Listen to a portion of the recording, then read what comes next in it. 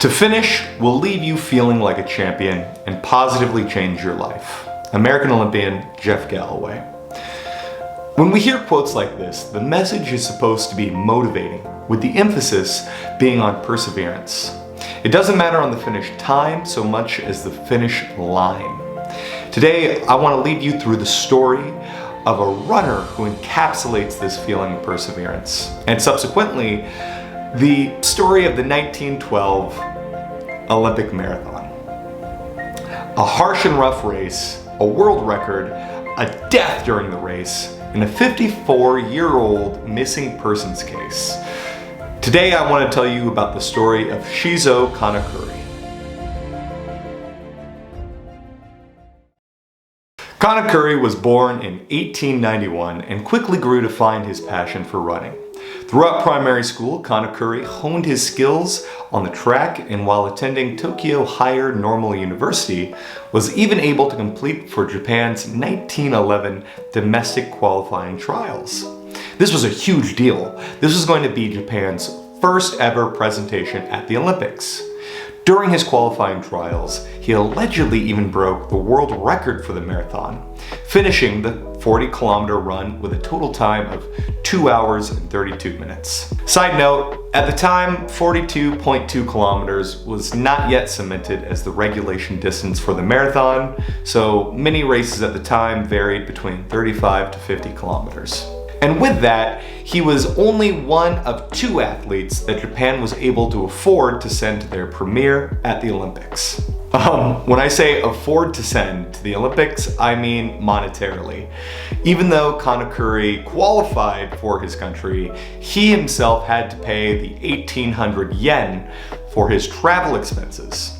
Kanakuri's fellow college classmates conducted a nationwide fundraiser that collected 1,500 yen, while his own older brother was able to pay for the remaining 300 yen. All of which allowed Shizo Kanakuri to make the journey to Stockholm. The 1912 Olympics were held in Stockholm, Sweden. Thanks to modern flight, traveling the globe is safe and easy. But this wasn't quite the case for 1912. Though he was a young man of 20 years old, Kanakuri had a really rough journey. So first, Kanakuri had to take a ship all the way to Russia. From there, he had to hop on the Trans-Siberian Railway and use a train until he was able to finally take a ferry to Stockholm. This whole ordeal took a total of 18 days to travel from Japan all the way to Stockholm, Sweden. And then additionally, as any athlete can attest, it took an additional 5 days of recovery from the travel just to get ready for the race itself. So on top of having to feel super jet lagged and having to deal with an 18-day travel, to make matters worse, Kanakuri came into Sweden at roughly 9 o'clock at night, only to be greeted with a bright and sunny day. Anyone changing hemispheres like this can attest to the jarring nature of these quote-unquote white nights, and the impact that this can have on your circadian rhythm can be really, really jarring. But like any good athlete, Kanakuri had a leader to guide him and help him through this. Kanakuri's coach knew exactly what to do. However, during the 18-day travel, Kanakuri's coach actually contracted tuberculosis and was therefore bedridden for the entirety of the time while they were in Stockholm. So, Kanakuri was tired from traveling, unable to sleep because of the sun, and all of a sudden he's unable to train with his coach, who is now bedridden with a potentially life-threatening disease. Everything was stacked completely against him, and now he actually had to run the marathon itself. The marathon course, the race itself was not going to be doing Kanakuri any favors as well. The course itself was set to be 40.2 kilometers, which is a little bit longer than the course that Kanakuri was used to training. However, that wasn't going to be the real challenge. The trail itself was going to include a 1,200-foot climb, which is a pretty big elevation gain for anyone who's not accustomed to climbing during a long run like this. But not only that, there was still the biggest obstacle that Kanakuri and all the other runners were going to be faced with. And that's the sun. Any athlete who has competed in any sport or discipline can attest to how bad it is to compete in the heat. The hotter the day is, the harder everything is going to be about the day. The reason for this is because your heart is going to be beating a lot faster just to pump more blood through the body because you're going to be sweating because of how hot it is. This is compounded with endurance sports where you're going to be actively moving and physically active for hours on end. This is exactly what every runner of the 1912 Stockholm Marathon was faced with when they were greeted with 77-degree heat, or 25-degree heat for all the foreigners out there. Later on, I'm going to get to exactly how it affected all of the runners, but for the time being, just know that no one was prepared to run in this type of heat. Now, with all the pieces set, we could get into the actual run itself. Weakened by the rough travel, being sleep deprived and untrained from his coach's illness, Shizo Kanakuri faced a hot, long, and ever-climbing course, which led him to the unthinkable. He did not finish his race. He DNF'd his race. Kanakuri wasn't the only one, however. Just from the extreme heat alone, it led to over half of the runners to drop out due to hyperthermia or overheating, with only 34 of the 68 actually finishing the race. The heat was so intense that fellow Olympic runner Francisco Lazaro from Portugal even died. Due to the bright sunny day, Francisco decided to cover his body with suet, which is animal fat, and at the time was used like a sunscreen. His idea was to cover his body to prevent a sunburn, but it was found to have restricted his natural perspiration, and at mile 19 died to an electrolyte imbalance from not being able to properly sweat. Obviously, anytime someone passes away, it is a tragedy. However, it is a little funny to think about someone covering themselves with animal fat and then dying because the skin and their pores are literally suffocating because of their inability to sweat. Another thing that is a little ironic as well is Lazaro's last words before he started the race was, "I will win or I will die," which he was right. Despite all of these setbacks, the marathon itself was actually good for one runner, and that was Kenneth MacArthur from South Africa. MacArthur is actually an interesting story in and of himself. He was born in Ireland and then immigrated to South Africa when he was 20 years old. And once he got there, he actually became a police officer and an avid cross-country champion. He ran his first ever marathon at the age of 27, and he actually beat out an Olympic silver medalist in the race itself and won first place. He then went on to run another 4 marathons, which he won first place in all 4 of them as well. Obviously, being such a talented long distance runner, South Africa decided to send him off to the Olympics, where he and his South African running mate actually made a deal together to partner up and run the entire marathon together. But when the running mate wanted to stop for water, MacArthur decided that it was time to leave him in the dust and stretch out his lead to get first place. MacArthur actually won the entire marathon and got gold, beating his partner by less than a minute. Not only that, but MacArthur's finishing time of 2 hours and 36 minutes and 54 seconds not only beat the Olympic marathon record, but also the World Olympic marathon record. Meaning that not only was the 1912 Stockholm Olympics home to half of the marathoners dropping out due to the heat, but also it had a world record broken thanks to Kenneth MacArthur.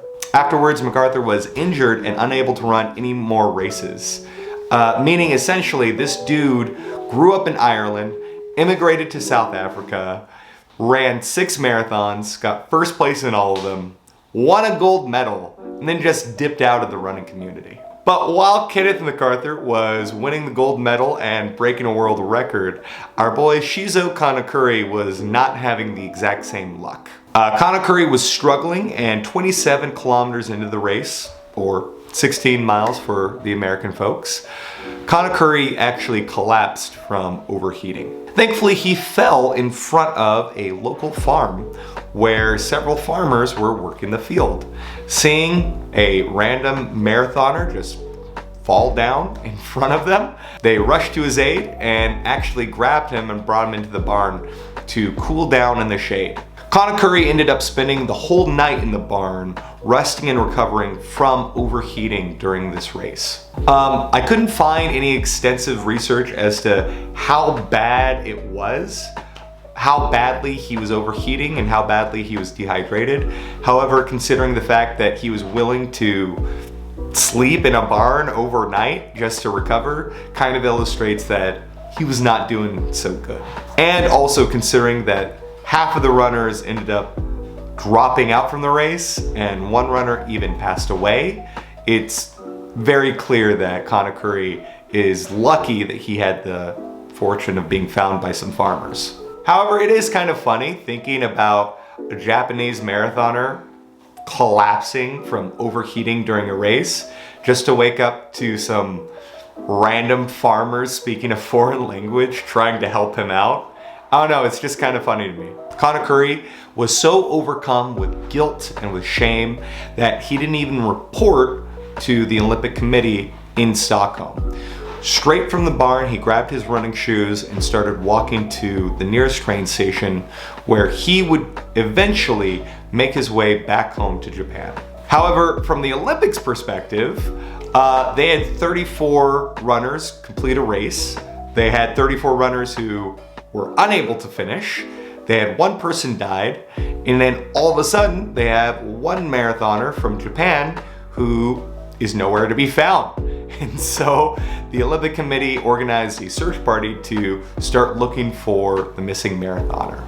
Unfortunately, they were not able to find him because, of course, Kanakuri ended up making his way all the way back to Japan before ever reporting back into the Olympics. To Sweden, he was known as the missing marathoner. However, to Japan, he was actually known as a local hero for having represented his country in their first ever Olympics.